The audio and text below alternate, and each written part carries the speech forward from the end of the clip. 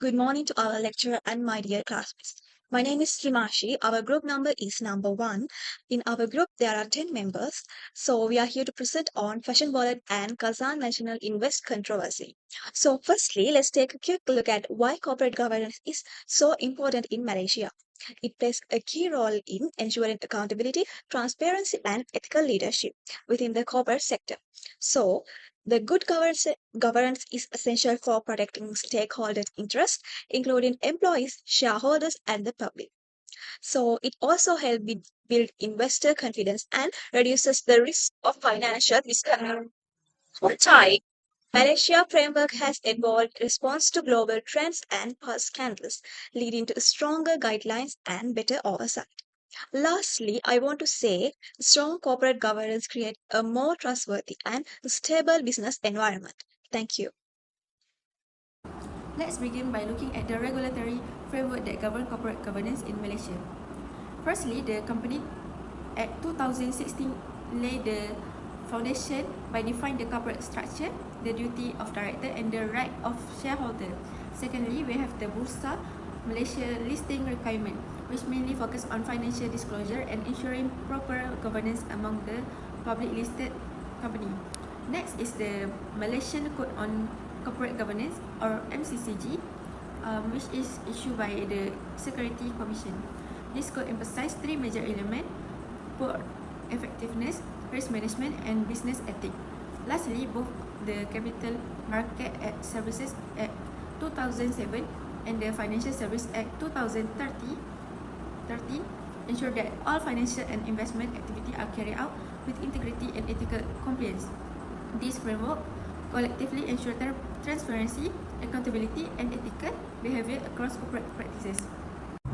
Let's move on to the Fashionvalet was founded 2010 by Malaysian influencer Vivi Yusof and her husband. It started out as an e-commerce platform for modest fashion and later expanded to several countries across South Asia. In 2018, the company managed to secure 47 million ringgit in investment from two major entities, Khazanah Nasional and Pemodelan Nasional Berhad or PNB. However, things took a turn during the COVID-19 pandemic. The company faced poor performance and decided to shut down its e-commerce operation in 2022, shifting its focus to in-house brand. But unfortunately, by late 2023, both investors has exit, suffering heavy losses, and in 2024, Vivi Yusof faced criminal branch of trust charge involved 8 million ringgit. Hello everyone, my name is Tamzidur. I will now explain the causes of failure in the Fashionvalet and Khazanah national investment case. So one of the main reasons for the failure was financial mismanagement. Fashionvalet repeatedly used funds inappropriately, such as transferring 8 million ringgit without the board's approval. This kind of unauthorized financial handling directly violates core government principles. Another major issue was unethical business conduct. There were concerns about personal expenses being dismissed, as business spending actions like these attracts regulatory attention and damages a company's credibility. Additionally, the investment decision made by Khazanah and PNB lacked proper risk assessment.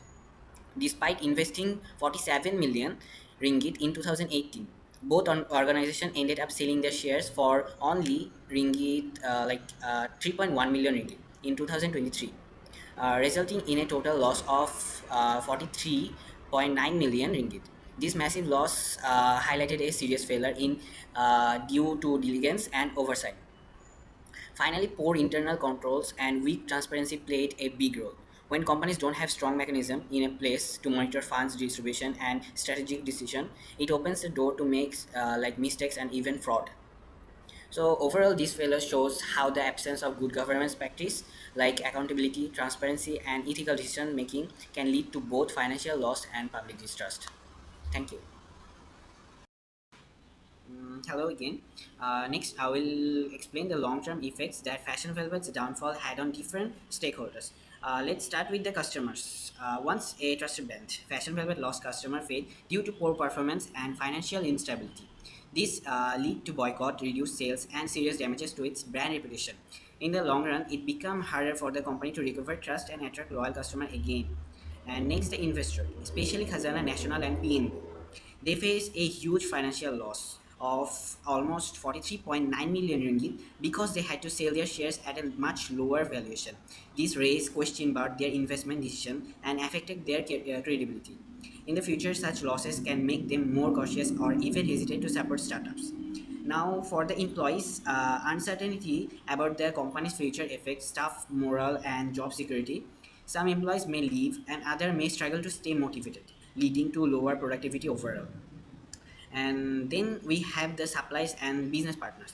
Financial instability and frozen accounts make it difficult for Fashion Velvet to pay its due. Supplies may stop working with the company, and future partnership may be at risk. Also, since public funds were used in the investment, many taxpayers and members of the public feels disappointed.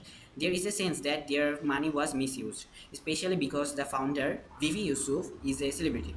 Some people question whether the investment was based on business value or personal influence. Finally, the startup in Malaysia. This incident may cause government-linked investors like Khazanah and PNB to tighten their funding condition. As a result, early stage companies may find it harder to secure funding, which could slow down innovation and entrepreneurship in the country. In short, Fashion Fiber's collapse didn't just affect the company itself, it had a rip effect on many different groups. And these long term consequences may be felt for years to come. Thank you. Hello, my name is Carol, and I'm going to talk about the lessons learned in this Fashionvalet controversy. So, the first one would be investment decision must be supported by proper due diligence and clear financial evaluation. This is to avoid any financial mismanagement or issues that may arise.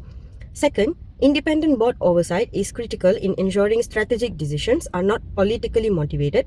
This is because we have to ensure public trust and we should not misuse any public funds in a business. Third, risk assessment and sustainability planning should be part of all investment portfolios. Any investments or any use of money using in company should be evaluated properly and should be planned and agreed by all the board management to avoid any misuse and any money laundering or fraud that may arise in the company. Lastly, GLC, which is government-linked companies, must maintain a clear separation from political influences and ensure transparency to maintain public trust. As we can see through these cases, the company lost the public trust and also lost its image as a big online business platform. So in order to avoid these kind of problems, we should always maintain public trust, and also we must put customers' needs before anything else. That's it from me. Thank you. Okay. Today I will be presenting on a topic that has become increasingly critical in the Malaysian corporate landscape. Practical steps to improve corporate governance in Malaysia. So recent corporate scandals like the Fashionvalet debate have highlighted the urgent need for reform. So let's explore the key areas where we can take meaningful steps forward. So strengthening the board of directors. First and foremost, we must reform the strength of our boards. Independent directors play a vital role in holding management accountable, and their detached oversight ensures decisions are made in the best interest of shareholders, not based on favoritism or internal politics. And then, enhancing financial transparency. Next, transparency is key. Corporations should be required to disclose all financial statements and executive compensations, report related party transaction openly, and undergo honest independent audits. This ensures that investors and stakeholders have a clear, trustworthy picture of the company's health. And then, strengthening regulatory oversight. Third, regulators must get tougher. Organizations like the Securities Commissions Malaysia and Bursa Malaysia need stronger monitoring frameworks to detect misconduct early and act swiftly with meaningful sanction against violators. Strong enforcement is a powerful deterrent. And then, promoting ethical corporate cultures. Ethics must start at the top. Boards and senior management must lead by example, undergo periodic governance training, and enforce their course of conduct company wide. When the tone is right at the top, it filters down through the entire organizations. Thank you. Okay, thank you so much everyone. Now I share my slides. Empowering shareholders. Shareholders, especially minority ones, must be empowered to engage with companies. We must ensure their rights are protected. AGMs are accessible and channels exist for questions and feedback. The fosters a transparent, participative corporate environment. Prioritizing CSR and sustainability. Corporate social responsibility must become an integral part of corporate governance.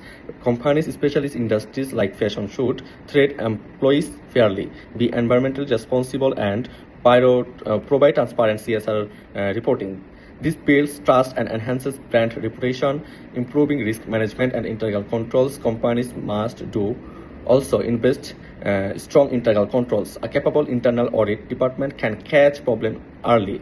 Risk management systems should identify and cut off threats at the root, and crisis management plans ensure a swift, transparent response when scandals arise. Reforming legal and frameworks. Lastly, Malaysia must continue updating its corporate governance framework. The Malaysian Code and Corporate Governance must reflect global standards and evolving business trends. Penalties for violence must be strict and consistent, reinforcing the seriousness of compliance. In conclusion, while Malaysia has made a significant progress, the journey is far from over. Through stronger boards and transparency, tougher regulation, and a culture of ethics and accountability, we can build a corporate environment that earns public trust and drives long-term economic growth. Thank you so much, everyone. Hello guys, my name is Gameel. Today I will talking about my part is applying lessons learned to improve governance. Absolutely, they also highlighted the need for ethical leadership. That includes training leaders in decision making and conflict resolution, and tying executive compensation to long-term results instead of short-term gains to avoid risky behavior. And thank you all. Hi ladies and gentlemen, now I'm gonna continue my part of our presentation, so let's start. We also need to talk about whistleblowers protection. It's essential to have a strong framework in place so that employees can report any wrongdoing without the fear of retaliation. This kind of protection builds trust and encourages transparency in the organization. A strong framework encourages transparency and helps catch misconduct early without employees fearing retaliation.